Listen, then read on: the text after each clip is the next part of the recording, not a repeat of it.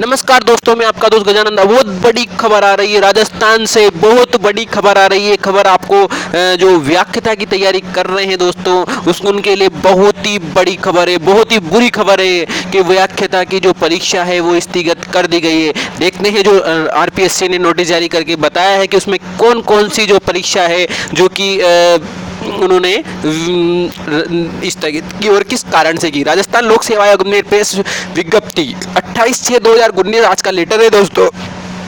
राज्य सरकार के पत्र दिनांक 23/19 ईवीसी एमबीएस आरक्षण को प्रक्रियाधीन भर्तियों जिनमें अभी तक किसी भी स्तर की परीक्षा आयोजित नहीं हुई है, लागू किए जाने के फलस्वरूप आयोग द्वारा माह जुलाई से सितंबर तक आयोजित की जाने वाली निम्न परीक्षाएं स्थगित की जाती है। सबसे पहले स्कूल व्याख्याता भर्ती 2018 को जो कि 15/7/2019 से 25/7/2019 को होनी थी, वो स्थगित कर दी गई है।